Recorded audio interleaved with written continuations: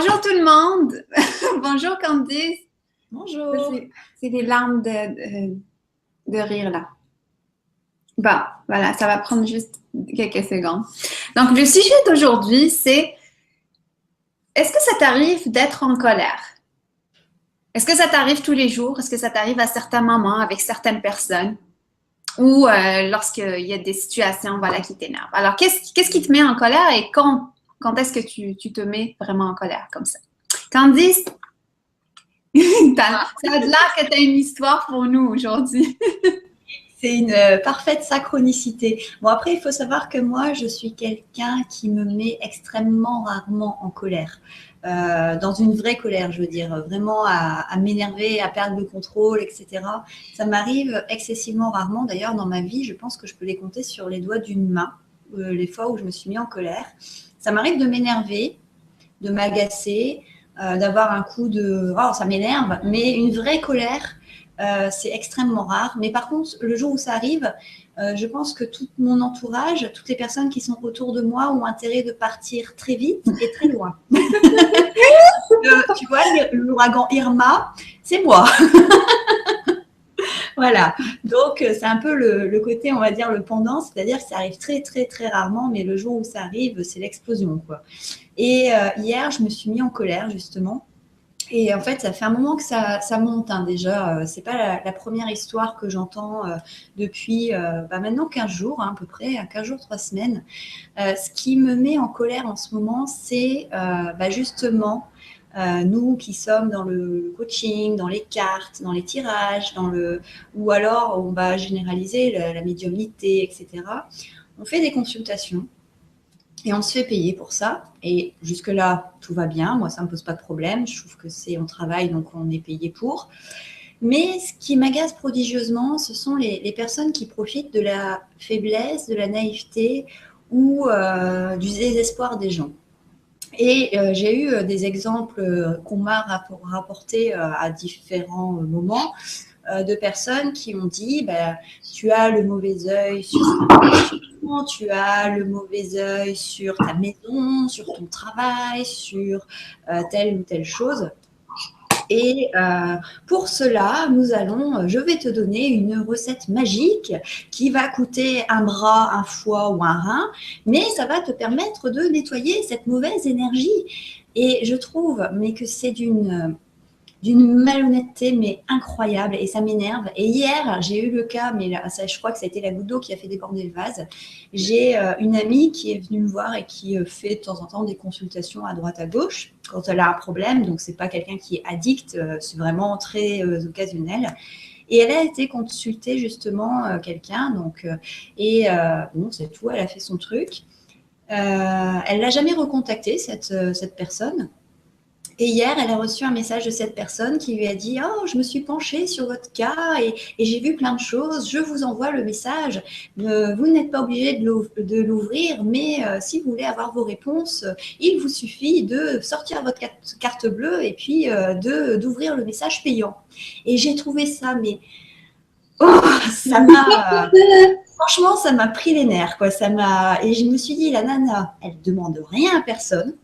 Elle n'a pas été chercher un contact, elle n'a demandé aucune réponse, elle est tranquille dans son coin, personne, elle embête personne, et on vient vers elle en lui disant « Tiens, paye, sors ta carte bleue, histoire de voir des choses que j'ai vues alors que tu m'as rien demandé. » Et je trouve que c'est d'une malhonnêteté, mais incroyable. Et ça, la malhonnêteté, c'est quelque chose qui me met très en colère, d'une manière générale. Hein. Mais là, ça a été tellement des cas répétitifs ces derniers temps que j'ai entendu que quand j'ai vu le thème en me disant « Es-tu en colère ?» je me suis dit c'est peut-être parce qu'il faut que j'en parle, en fait, justement. Et je pense que on peut payer pour un service à partir du moment où on le décide nous, mais qu'on n'a pas à nous imposer ce genre de truc. En plus de ça, je trouve que c'est vraiment profiter des autres. Et en plus, moi qui combats justement le côté addiction, parce que par exemple, si on prend la voyance, ça peut être quelque chose qui peut être très addictif, tout comme les jeux d'argent, tout comme les médicaments ou ce genre de choses. Et moi, je combats ça justement en disant aux gens qui me consultent, une fois par mois maximum, c'est largement suffisant. Vous n'avez pas besoin de venir tout le temps, sauf si c'est des choses différentes.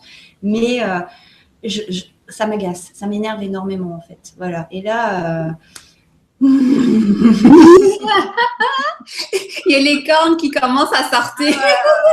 Là, vraiment, ça me, Ouais. et je tremble tellement, ça me met en colère. J'ai une réaction, c'est physique, quoi. C'est vraiment une.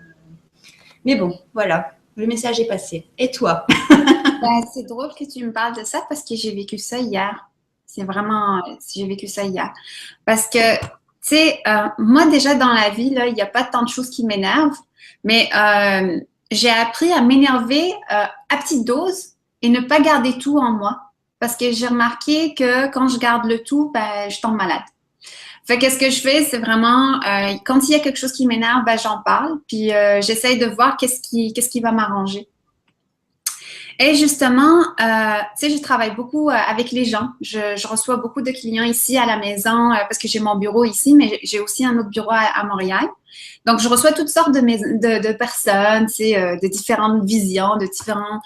Et parmi ceux que je reçois, il y a beaucoup aussi, tu sais, tu parles de cette dépendance-là, tu sais, c'est comme s'accrocher à toi pour essayer de trouver les réponses ou essayer de trouver leur pouvoir. Mais tu sais, c'est pour ça que c'est important quand je leur dis, tu sais, moi, je vous accompagne. Je fais pas les choses pour vous. Je vous accompagne.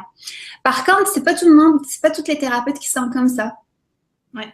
Et hier, justement, j'ai reçu un soin d'une personne, elle s'appelle Lydie Flauling. J'ai présenté ses cartes, là, elle a fait des cartes sur les fleurs.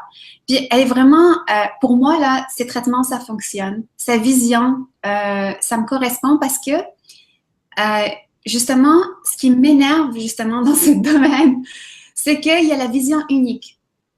Tu sais, quand il y a certaines personnes qui croient dur comme fer à leurs choses, ils ont des croyances, puis c'est bien beau, là, c'est correct.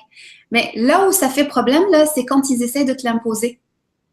Et c'est ce que, tu sais, c'est ce cas-là, je pense que qui est vraiment problématique dans notre domaine de développement personnel. Moi, je crois à ma force, je crois à mon pouvoir, et je sais que si j'ai un travail à faire, je vais le faire. Puis si j'ai besoin de quelqu'un d'autre, ben, je vais voir quelqu'un qui correspond à mes énergies puis à ma vision.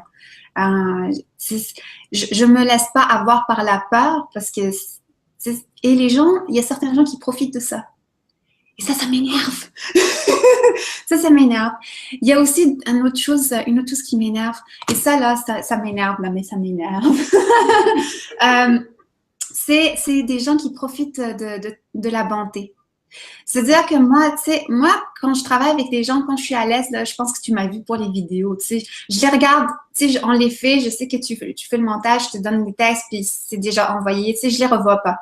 Je les mets directement, tu sais, sur YouTube parce que, tu sais, c'est un travail de confiance, puis, tu sais, je donne, puis l'autre personne donne, il y a comme un bel échange. Mais il y a avec certaines personnes, c'est pas le cas. Puis, tu sais, tu leur donnes juste la main, là, ils te prennent tout, là. Et ils sont pas capables de s'arrêter. Et ça vient me chercher parce que, tu sais, il faut que je le dise. Puis quand je le dis, pour l'autre personne, elle s'y attend pas parce que je me suis dit déjà dès le début qu'elle va comprendre, mais elle comprend pas. Fait que ça, là, tu sais, ça m'énerve, ce genre de comportement. C'est pas nécessairement les personnes qui m'énervent parce que je crois que toute personne, comment ils agissent, là, ils agissent parce qu'il y a des motivations, il y a des... tu sais, on a parlé des brèches, il y a des failles dans leurs âmes qui les amènent à agir de certaines façons. Mais moi, j'ai du mal avec ça. J'ai du mal avec ça. J'ai du mal avec la malhonnêteté, avec la lâcheté. La lâcheté. En tout cas, c'est un long sujet, là. On pourrait rester là-dessus. Et pour résumer ce beau sujet-là, qu'on pourrait rester là-dessus des heures et des heures, on a choisi un tirage de cartes aujourd'hui. Alors, on va demander aux cartes, qu'est-ce qui me met en colère? Est-ce qu'il y a quelque chose d'autre qui est passé sous notre nez et qu'on n'a pas vu? Candy, c'est quoi ta carte? Eh bien, ma carte, c'est le 5 de bâton. Oh! Alors, le 5 de bâton, qu'est-ce qui me met en colère? C'est intéressant cette carte parce que du coup, là... Ça, c'est un truc, je sais, j'ai trouvé les pourquoi, ce qui me met en colère. Alors, en fait, sur cette carte, on voit trois dames qui sont en train de danser. et une qui est un petit peu en train de compter fleurette avec son prétendant là. Et moi, ça me fait penser, tu sais, à quand tu vas travailler, que tu travailles en équipe et que tu en as une partie qui s'investissent, qui font ce qu'ils ont à faire, etc. Et puis, tu as toujours une personne qui en fait moins ou qui dit, bon, c'est pas grave, de toute façon, les autres vont le faire. Et qui parle beaucoup en même temps, tu sais. Voilà. Et puis, en fait, finalement, cette personne, cette tierce personne, elle est là et puis elle se dit, bon, de toute façon, c'est pas grave, le travail sera fait. Parce qu'il y aura toujours un naïf à côté qui va prendre en charge, quoi. Et ça, c'est vrai que ça m'énerve. Ça a tendance à me crisper un peu de dire, à un moment donné, il va bouger ou non, ou il va juste récolter en fait les fruits de ton travail. Ouais, je comprends. Et toi? Moi, c'est une carte que j'ai trouvée un peu bizarre parce que c'est l'ermite. Alors, moi, la première chose que j'ai vue, c'est que c'est pas de lien, ça n'a pas de lien avec le sens de l'ermite dans le tarot, mais moi, ce que j'ai vu, c'est la personne qui a comme le visage caché. Et ça, là, c'est un peu ce que j'ai dit tantôt, tu sais, c'est comme, je sais pas si j'en ai parlé de ça, mais c'est comme les personnes qui ont des intentions cachées ou qui dévoilent pas vraiment leurs intentions, qui dévoilent pas la vérité, qui montrent, tu sais, comme un autre visage d'eux-mêmes. Ça vient me chercher. Ça vient me chercher beaucoup. Mais il y a aussi une autre chose que ce personnage m'indique, c'est que j'aime pas quand les gens. Déjà, j'aime pas regarder les gens d'en haut, ni qu'on me regarde d'en haut. Ça, j'aime pas. J'aime pas que, tu sais, comme lui, il regarde le petit oiseau, et l'oiseau le regarde, tu sais, d'un certain côté. Et ça, c'est vraiment une chose qui vient me chercher parce que c'est comme en quelque sorte l'autre personne s'octroie le droit d'être supérieur ou inférieur. Il y en a qui se donnent ce rôle-là d'être inférieur. Et moi, je n'aime pas ça. Ça vient me chercher aussi. Ouais. Voilà pour cette carte. Il y a une action aujourd'hui pour nous accompagner dans ce challenge. Candice, présente-nous ce que tu as préparé. Alors, on a fait des étirements, on a fait du renforcement musculaire, on a fait de la gym, on va continuer dans le côté action vraiment, hein, on va continuer sur la lancée. Aujourd'hui, je vous propose d'aller courir. Alors, pas de panique, on ne panique pas, ce n'est pas compliqué, ce n'est pas difficile. Je ne vous impose pas d'aller courir un marathon, non. Mais, par contre, prendre ses baskets et se dire, bah tiens, je vais aller marcher. Voilà, pendant 5-10 minutes. Et puis, je vais courir un tout petit peu, pas énormément, peut-être 1 minute, peut-être 2 minutes, et s'arrêter. Puis remarcher, puis peut-être courir 1 minute ou 2 minutes. Mais courir, ça déclenche beaucoup de sensations, en fait. Et une fois qu'on a fini, alors c'est sûr que c'est fatigant, mais on se sent bien. Après, je sais que tout le monde n'a pas les capacités physiques, problèmes de santé ou autres, pour courir. Donc, dans ces cas-là, faites une marche rapide, voire avec les bâtons ou je ne sais pas trop quoi. Mais c'est vrai que courir, pour ceux qui aiment bien en plus faire du sport, ça peut être intéressant d'aller courir 5-10 km. Mais c'est vrai que pour les gens aussi qui ont cette appréhension de... c'est vrai qu'on a tous, quand on se met à courir, le côté cours d'école, la course qu'on faisait quand on était au collège ou au lycée. Mais il faut savoir que quand on fait de la course par soi-même, c'est pas du tout la même chose en fait. Parce qu'on y va à notre rythme, on le fait parce que ça nous fait du bien, etc. Et moi, en fait, ce qui m'intéresse en fait de courir, c'est qu'à la fin, quand on a fini, on se sent tellement bien que c'est une sensation indescriptible. Donc voilà, ça c'est mon action du jour. Vous allez soit courir, soit marcher, mais vite. Hein, c'est pas on se promène, on est tranquille. Non, c'est marche rapide, hein, on y va.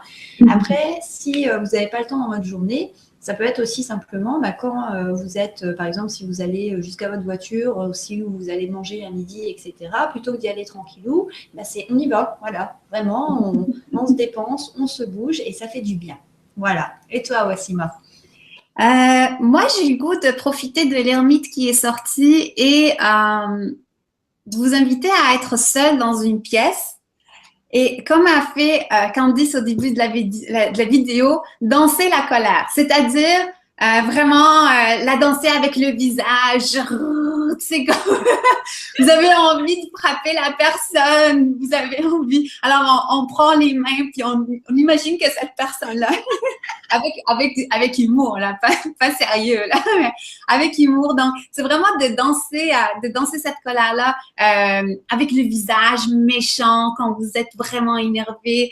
Essayez plein d'affaires avec votre visage, avec votre corps aussi en dansant cette colère-là. Alors, sur ce, oui. Quand je vais, justement, quand il y a des moments où je commence à être vraiment en colère et que je sens que ça monte et que c'est en train de bouillonner comme une cocotte minute, tu sais que ça va exploser, ben, je vais courir.